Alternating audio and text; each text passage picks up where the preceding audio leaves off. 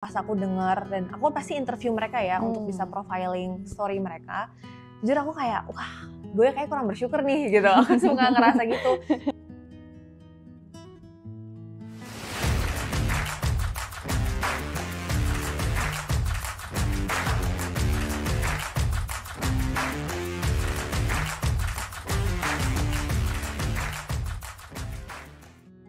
Halo SI Friends, selamat datang di podcast SI Indonesia bersama aku Amirah. Dan hari ini kita kedatangan tamu Kak Sasha. Boleh dikenalin dulu Kak? Halo semuanya, SI Friends ya.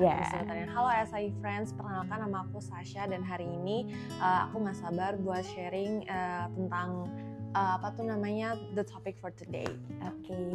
Nah Kak Sasha boleh diceritain dulu nggak sih Kak Sasha tuh kesibukannya apa belakangan ini? Oh oke. Jadi sekarang aku kebetulan bergelut di bidang media dan juga public relation. Jadi kurang lebih aku biasanya ngurusin kayak press release, media relation, terus kayak misalnya kalau misalnya ada brand, mereka punya activation, tuh biasa juga lewat aku. Oke. Boleh diceritain nggak awalnya kenapa bisa terjun ke dunia public relation berarti ya, media relation gitu, boleh diceritain nggak? Boleh. Sebenarnya kalau misalnya pertama kali aku terjun di kenapa aku pengen ke public relation itu adalah pas aku kuliah. Jadi pas aku kuliah tuh aku ambil jurusan communication, terus nanti bisa mulai penjurusan gitu. Di tahun kedua sama tahun ketiga tuh kita bisa mulai penjurusan mau jurnalisme atau public relation gitu. Nah yang jurnalisme itu aku kurang pengen karena biasanya tuh kurikulumnya cenderung ke politik gitu. Aku kurang suka gitu. Jadi aku akhirnya pilih public relation. Nah di kurikulum itu aku dapat dosen yang kebetulan dia udah kurang lebih almost 10 tahun di dunia majalah gitu. Jadi aku dapat exposure banyak tentang artikel majalah, terus kayak cara bikin press release, terus habis itu how to handle media relation gitu. Jadi setelah itu aku jadi kayak inspired sedikit gitu kan ya, kayak aku belajar ini dan tentu saja setelah aku dapet kurikulum itu, aku tuh cerita ke mamaku kayak, mah tadi tuh aku pas kelas aku dapet pelajaran tentang kayak gini gitu. And ternyata that's what my mom has been doing all this time gitu kan. Jadi kayak aku dapet insight dari dosen aku, terus aku juga dapet insight dari mama aku yang memang pada saat itu sedang menggeluti bidang PR gitu. Jadi dapat contohnya di dua hal gitulah ya istilahnya. Jadi dapat yang tadi jurnalisme sama public relation, tapi lebih tertarik ke public relation. Benar. Nah ngomongin soal kuliah kan tadi Kak Sasha banyak banget ngomongin soal masalah kuliah. Kalau boleh tahu Kak Sasha tuh kuliah di mana sih Kak? Aku kuliah di Binus University. Binus University, jurusan communication ya. Betul, communication. Terus tadi juga mention mamanya ya? Iya, betul. Nih, mamanya juga dateng sekarang nemenin. Emang Kak Sasha tuh sedekat apa sih sama mamanya gitu? Deket banget sih, karena menurut aku cerita apapun ke mamaku gitu kan. Jadi kayak either is about education, terus kayak teman-teman aku, my love life, terus bahkan even my work life. Itu tuh aku pasti cerita ke mama dan most of the time ketika aku memutuskan sesuatu itu juga ada campur tangan mamaku gitu loh, karena dia pasti kasih aku perspektif dari dia gitu. Nah terus aku kasih perspektif dari dia, aku kasih pendapat aku, nah baru deh kita ambil jalan tengah biasanya kayak gitu. Jadi apapun diceritain ke mama ya. Terus aku juga emang ikut ke mama gitu. Kayak mama juga kalau misalnya kerja aku dibawa, dititipin di mana. Jadi aku secara nggak langsung ngelihat how she works dan kayak lingkungannya mama. Jadi banyak belajar gitu. ya mama banyak juga belajar, ya. Iya, betul. Oke. Terus sekarang Kak Sasha kerjanya di mana gitu? Sekarang aku kerja di L'Oreal. L'Oreal Indonesia di bagian corporate communication gitu. Jadi kayak media relation. Benar, iya. Jadi kayak semua brand yang under L'Oreal Indonesia itu di-handle sama aku gitu. Nah, kalau boleh tahu nih Kak, kan dalam era digital sekarang nih, media sosial tuh kayak penting banget kan.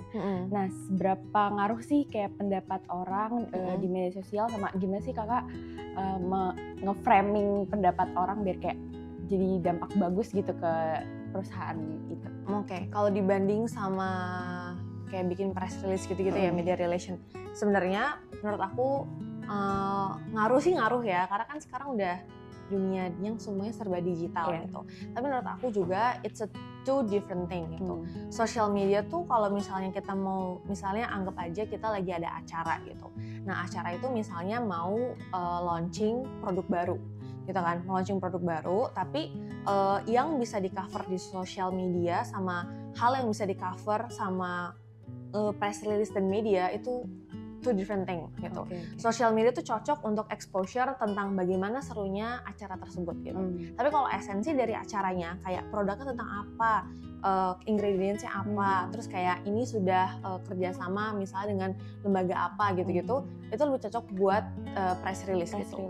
Jadi menurut aku social media itu penting juga karena kayak we have to keep up with the trend. Terus kayak sekarang siapa sih perusahaan yang nggak punya social media gitu kan, pasti ada gitu kan. Kita butuh their social presence gitu.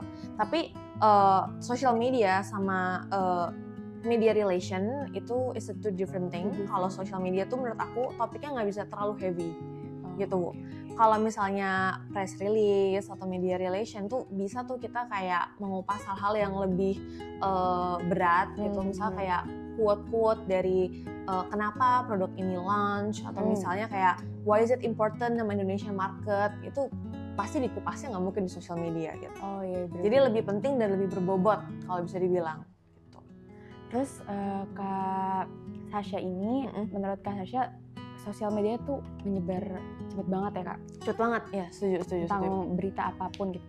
Nah, kita tuh memanfaatkannya tuh gimana sih Kak, yang kayak biar kembalinya tuh juga positif ke kita. Sedangkan kan sosial media tuh liar banget kan? Iya. Bisa kita ngasih berita apa, orang terimanya tuh gimana? Sebenarnya kalau itu juga masalah dari teman-teman aku yang influencer gitu-gitu ya. Mereka tuh kayak ngepost sesuatu tapi kayak feedbacknya tuh beda dari yang mereka maksud gitu kan ya. Sebenarnya we cannot really control kayak netizen ini tuh mau ngomong apa gitu. Cuman the only thing I could say kalau misalnya kita mau posting social media itu kayak dari tata bahasanya, storytellingnya, terus kayak pemilihan bahasa sih gitu. Kayak kalau misal udah tahu nih ambigu dan bisa interpretasinya bisa double, itu kayak mending gak usah di-post sama sekali gitu. Dibanding it's gonna spark some conversation yang emang kita nggak mau mengarah ke situ. Gitu. Jadi mendingan nggak usah gitu kan. Tapi emang kalau social media itu penting untuk exposure kan cepet banget kan. Iya cepet banget gitu. Jadi menurut aku untuk untuk exposure social media gitu better kalau something light yang orang tuh bisa konsumsi, karena pasti kalau hooknya cuma the first 15 detik gitu kan. Jadi mendingan kayak kita kasih sesuatu yang light, bisa dicerna, tapi bahasanya juga simple gitu. Orang nggak perlu kayak mencerna baik-baik gitu ya, karena ujung-ujungnya pasti kayak kadang mereka langsung komen sebelum nyelesain intinya gitu sebelum nyelesain intinya. Dan bahkan kadang mereka tuh ngelihat komennya dulu baru bisa menyimpulkan video itu tentang apa. Padahal kan belum tentu. Benar. Jadi ngelihat reaksi orang dulu terus malah baru ikut setuju kayak majority of opinionnya apa nih, terus malah ikut ke situ doang. Nih aku mau nanya, Kak Sasha ini kan bekerja udah berapa lama Kak? Kalau boleh tahu. 2 tahun. Nah, favorite part di kerjaan Kakak tuh apa sih Kak? Favorite part? Wow. Iya. Apa ya, kayaknya kalau misalnya dibilang favorite part itu baru-baru ini sih aku tuh mulai pegang CSR program. Jadi corporate social responsibility gitu ya. Sebelumnya aku cuman di bagian brand yang intinya tuh tentang lifestyle, produk gitu kan, kayak produk kali ini bakal ada activation apa lagi sih gitu kan. Itu kayak menurut aku it's very fun gitu kan. Kalau misalnya dilihat orang kayak wah bisa ke brand ini segala macam gitu kan. Sedangkan yang sekarang nih aku baru aja ikut mengerjakan program yang menurut aku tuh bisa touch orang-orang yang belum pernah dilihat sebelumnya gitu. Kayak misalnya currently aku pernah ngerjain sebuah program yang istilahnya empowering ibu-ibu di luar sana yang sebelumnya tidak punya skill apapun atau tidak punya mata pencaharian, sampai akhirnya mereka bisa punya skill yang cukup dan membiayai anak-anaknya gitu. Jadi menurut aku ini semua itu kayak tipe hal yang berbeda sih. Kayak aku suka juga di brand, tapi corporate social responsibility ini something new for me gitu. Dan menurut aku belum pernah megang. Gitu, dan ini tuh program yang harus diolah dari segi storytelling, kita profiling orang-orangnya, itu kayak nggak bisa sembarangan gitu. Jadi kayak it's very very challenging sih kalau bisa dibilang, tapi that's where the fun is gitu. Jadi kayak bertemu orang baru, iya orang baru juga. Benar, terus kayak kita cari narasumbernya tuh nggak bisa sembarangan juga gitu kan. Kayak kita cari narasumbernya ada yang dari Cianjur, ada yang dari Purwokerto gitu. Jadi kayak apa ya? Kayak kita mengolah cerita mereka gitu loh, kayak from nobody to somebody karena kisah hidup mereka gitu. Nah terus kayak pelajaran yang berharga yang bisa kakak ambil dari, tadi kan baru ya ini something new buat kakak, pelajaran berharga yang bisa kakak ambil itu apa sih kak? Pelajaran berharga itu kayak sebenarnya kalau karena ini mereka mereka istilahnya kayak jarak umurnya tuh nggak jauh dari aku, tapi mereka udah punya anak.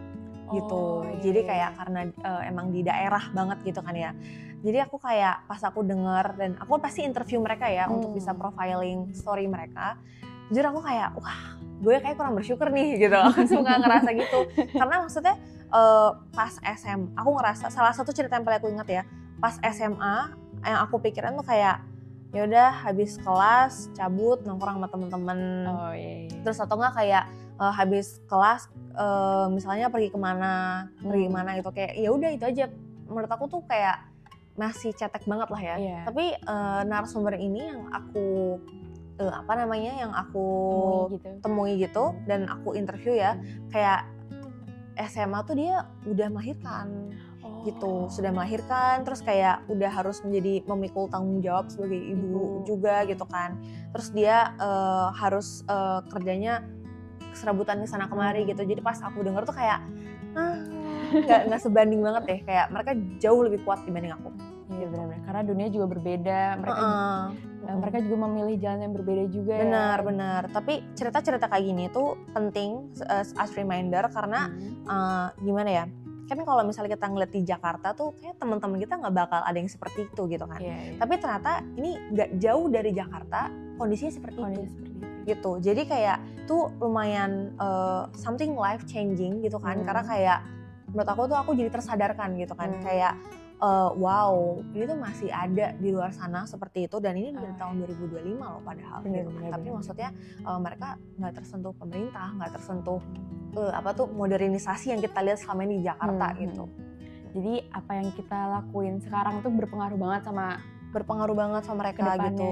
Dan aku yang paling aku grateful adalah ternyata program yang selama ini yang selama ini aku bantu kerjakan gitu sama perusahaan aku itu bisa membantu mereka gitu. Jadi kayak titik puasnya adalah di situ. Gitu. Berarti kakak juga bisa membantu banyak orang dengan bekerja di perusahaan kakak sekarang ya. Benar. Terus kakak tuh berarti sekarang udah 2 tahun kerja di L'Oreal? Oh enggak, kalau di L'Oreal setahun. Tapi kayak sebelumnya aku juga setahun di tempat lain. Terus kakak sekarang enjoy banget? Iya, enjoy banget. Senang banget. Aku senang banget karena dalam kurun waktu setahun ya, aku ngerasa kayak aku growth-nya banyak banget gitu. Growth-nya banyak banget, exposure-nya ke orang-orang, media relation dan story-story yang aku terima dan yang aku kerjain itu tuh kayak beyond my expectation gitu. In a good way ya gitu. Beyond my expectation tuh karena kayak ini benar-benar ngelatih aku dari segi storytelling gitu. Kayak terus kan aku waktu itu sempat bilang kan aku nggak suka jurnalisme karena kayak susah gitu kan. Sedangkan yang aku kerjain sekarang CSR itu kurang lebih sama kayak jurnalisme gitu kan. Kayak aku harus profiling orang, interview, terus ngolah kisah mereka sebagai sesuatu kisah yang inspiratif buat orang-orang kayak gitu. Terus tadi Kak Sasha kan bekerja di media relation. Itu tuh gimana sih Kak biar kita tuh menjalin hubungan baik gitu dengan media? Sedangkan kan itu bukan hal yang gampang gitu. Gimana sih Kak? Kalau dari sisi aku tuh kayak media kan maksudnya misalnya aku ngundang mereka ke suatu acara gitu kan. Nah pastinya tuh di dalam acara itu tuh nggak cuman dalam satu hari itu media tuh bukan berarti ke acara kita doang. Banyak yang kayak paginya mereka ke acara mana, acara mana gitu kan. One thing that I learned tentang how good media relation is kayak kalau misalnya kita ngundang mereka kurang lebih sama dengan kita meminta sesuatu dari mereka gitu kan. Kayak mereka datang ke acara kita kasih press release dan mereka bakal up artikel itu di media mereka gitu kan. Nah, kalau misalnya feedbacknya adalah kayak ya kita juga ajak kolaborasi sama mereka gitu kan. Misalnya perusahaan sendiri punya punya program gitu. Oke deh, yang ini kita programnya kita kolaborasi sama media mana gitu. Siapa tahu media tersebut punya community yang cocok sama program kita gitu. Jadi kayak kurang lebih tuh harus mutualisme gitu loh. Kayak mereka kasih sesuatu buat kita kasih sesuatu buat mereka. Dan of course karena mereka sering nih datang ke acara kita kasih juga dong produk-produk yang kita banggakan ke mereka. Jadi ada feedbacknya gitu ya. Ada feedbacknya, terus kayak bikin mereka juga ikut seneng gitu kan. Karena sebenarnya nggak cuma mereka dapat artikel yang untuk di-post, mereka juga dapat produk-produk dari kita gitu kan. Menurut aku dari sisi perusahaan tuh juga exposure sih, jadi kayak produknya nambah customers gitu kan. Gitu. Tantangan kalau misalnya ngomongin soal media gitu, tantangan terbesarnya tuh apa sih Kak selama karir Kakak ini? Mungkin tantangan terbesarnya tuh kalau sama media tuh kayak aku itu kan masih baru kan ya, setahun gitu kan, aku masih baru gitu kan. Sedangkan aku harus ngobrol atau kayak misalnya ikut kolaborasi sama orang-orang media yang mungkin udah lebih lama di bidang tersebut gitu kan. Dan kayak I don't wanna look stupid, jadi menurut aku ya aku banyak belajar tentang program tersebut. Jadi ketika aku diskusi sama mereka, aku bisa kasih solusi yang benar, kasih solusi yang beneran impactful gitu. Dan gak cuman itu, sama mereka sendiri gitu, mereka anggap aku sebagai kayak orang yang terpercaya dari perwakilan perusahaan tersebut gitu. Jadi kayak secara reputasi itu harus bagus gitu kan ya, karena kita secara tidak langsung represent the company gitu. Dan kayak kita mau good relationship sama media tersebut, karena media tuh menurut aku mereka powerful ya in terms of story, artikel dan lain-lain gitu kan. Jadi kayak kita harus jaga relationship itu tuh kayak long term gitu. Sekali ketemu bukan berarti it ends on that event atau on that day, tapi itu bakal terus menerus gitu. Nih Kak, aku masih kuliah sekarang ya Kak. Aku juga communication. Oke, communication juga. Nah, tips-tips dari Kakak nih Kak, yang kira-kira untuk anak kuliah yang mungkin majornya sama communication juga. Oke. Tips apa nih, kayak kerja kah atau mungkin yang mulai mau bekerja boleh atau saat kuliah juga nggak apa-apa. Aku mau bilang kalau misalnya communication tuh sangat fleksibel gitu kan, bisa masuk mana aja. Jadi kayak bagus kalau masuk komunikasi gitu kan. Karena itu sangat fleksibel dan semua orang kadang tuh perusahaan tuh nggak sadar kalau misalnya mereka butuh orang-orang komunikasi gitu kan. Karena mereka harus mengolah apa yang ada yang internal nih buat diperkenalkan pada orang-orang di Indonesia tuh, mereka butuh orang komunikasi untuk itu gitu kan. Nah, tapi dari orang komunikasi juga yang harus paling pintar adalah storytellingnya, narasinya harus bagus gitu. Jadi menurut aku banyak baca-baca artikel, banyak baca-baca isu sosial, banyak baca-baca mengenai kayak cara penulisan buku gitu. Jadi kayak memperkaya vocabularies gitu kan. Nah, terus itu satu. Terus yang kedua, kenapa aku bilang banyak membaca isu sosial adalah karena apa yang kita posting itu bisa jadi sensitif dan kayak justru ini malah agak menjatuhkan suatu komunitas gitu. Kan itu bukan of course we don't want that gitu kan ya. Jadi kayak make sure artikel tersebut itu tidak menyindir pihak manapun, nggak malah mengangkat isu sosial yang kayak terlalu sensitif gitu. Jadi kita harus aware gitu kan, karena kalau misalnya kita menulis sesuatu terus kayak ternyata ini maksudnya nyindir ini atau misalnya kayak kok bisa sih nulis hal kayak gini di situasi atau kondisi seperti ini gitu kan. Jadi kayak malah dipikirnya kayak nggak pengertian sama masyarakat atau misalnya kayak nggak pas timingnya gitu. Tapi kan anak muda zaman sekarang tuh mereka tuh mengekspresikan dirinya tuh ekstrim banget ya Kak. Benar. mereka ngomong apapun tuh kadang mereka tuh berlindung di balik kata ya ini gue gitu. Nah menurut kakak tuh sebenarnya mengekspresikan diri yang baik, yang benar tuh gimana sih kak? Sebenarnya kayak kalau orang bilang tuh sekarang Gen Z, milenial gitu ya. Terus kayaknya kalau dari aku hitungnya Gen Z ya. Aku hitungnya Gen Z tapi aku nggak ngerasa kayak Gen Z gitu. Karena semua orang ngira aku milenial. Aku dikira tua, sebel banget. Mature banget sih. Mature ya. Tapi kayak yang ekspresi kayak ini gue, terus atau nggak kayak opinionated gitu kan, itu oke, itu penting. Tapi harus dikemas dengan baik gitu kan. Karena menurut aku kalau message-nya bold, message-nya itu sesuatu yang kayak gebrakan gitu kan, itu nggak akan diterima oleh masyarakat manapun kalau tidak dikemas dengan baik gitu. Jadi menurut aku oke lah anak-anak Gen Z sekarang tuh mereka suka memberikan suaranya, kayak opini mereka kayak gimana. It's a very good thing. Tapi tuh cara dikemasnya harus bagus gitu. Kayak mereka harus pakai kata yang sopan, tentu saja. Katanya sopan, terus kayak strukturnya bagus dan kayak nggak cuman mengkritik asal-asalan gitu kan. Nah makanya kayak bisa dibilang menurut aku kalau anak-anak zaman sekarang gitu, aku ya anak zaman sekarang ya, kesannya kayak maksudnya kurang lebih orang-orang di sosmed lah yang mostly kayak ngetiknya tuh kayak gak mikir gitu ya, gak mikir, atau misalnya mereka opininya tuh kayak udah seracos gitu kan. Menurut aku itu harus dipikirin lagi sih gitu, karena kalau dibalikin lagi ya posisinya, mereka yang dikasih masukan atau kritik, of course mereka nggak akan menerima masukan yang dengan kata-kata kasar, kata-kata tidak bagus gitu kan. Maksudnya kayak ya apaan sih, pasti gitu langsung. Jadi opini yang bold atau misalnya pendapat yang gebrakan baru dan lain-lain itu oke, it's fine, tapi harus dengan packaging yang bagus gitu. Jadi kayak harus dikemas dengan baik dan benar.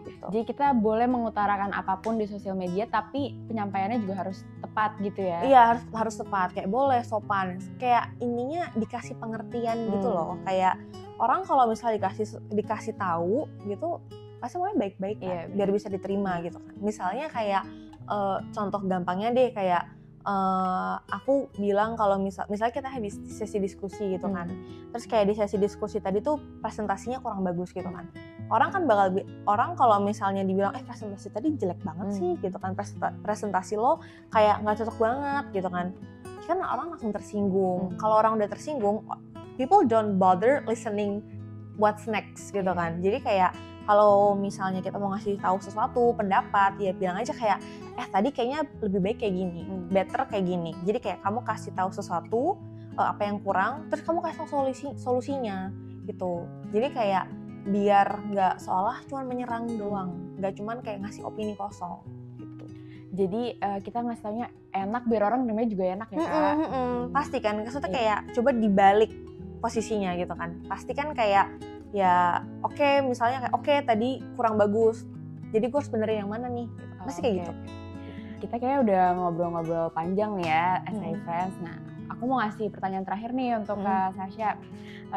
Kak Sasha boleh nggak kasih pesan-pesan ke teman-teman yang mungkin mau memberi tips ke teman-teman yang kayak yang mau memulai karir, yang bisa seperti Kak Sasha sekarang gitu?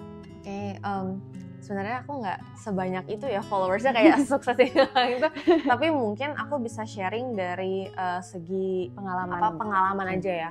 Kayak menurut aku semua itu bisa dipelajarin gitu, semuanya bisa dipelajarin, dan kayak kita nggak bisa stick to our own idealism gitu kan. Jadi kayak kamu harus mempelajari semuanya gitu kan, kayak tentang negara kita, tentang isu sosial, isu global, terus kayak perbanyak baca. Itu kayak kesannya klise banget ya, tapi that's where it all comes from gitu kan. Kayak kita semua terima informasi tuh banyak banget setiap hari, dari sosial media, dari TV atau dari YouTube gitu, semua itu banyak.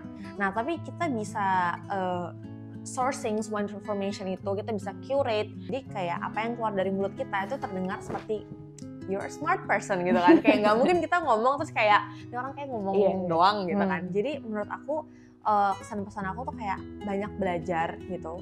It's a hard thing to do loh, banyak belajar dan masih mau belajar tuh susah gitu kan. Karena ketika kita udah di certain position gitu, kadang tuh orang kayak udahlah gue udah sejauh ini gitu kan, kayak kenapa harus dengerin orang yang di bawah gue gitu. That's not true. Jadi kayak menurut aku keep learning is a must and it's not the easiest thing to do, karena kamu bakal jadinya kayak be humble gitu, harus rendah hati dulu baru bisa menerima masukan orang lain, menerima pelajaran dari orang lain. So kayak harus terus belajar, dan kayak menurut aku be confident is also a must gitu kan.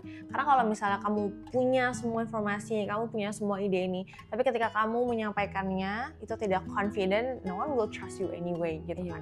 Jadi kayak your self branding juga harus penting, confident itu penting, tapi jangan lupa yang di dalamnya gitu kan. Kayak secara otak dan hati itu juga harus bagus. Nah itu tuh teman-teman pesan-pesan dari Kak Sasha. Tadi kita udah ngobrol panjang banget soal dari pekerjaan Kak Sasha, dari apapun, pokoknya banyak ya Kak. Banyak tadi kayaknya. Iya banyak banget. Oke, terima kasih Kak Sasha udah mau sharing-sharing sama SI Friends. Ini kita ada kenang-kenangan buat Kak Sasha. Wah, thank you. Oke, thank you so much. Oke, SI Friends, sampai bertemu lagi di SI Podcast selanjutnya. Salam calon pemimpin.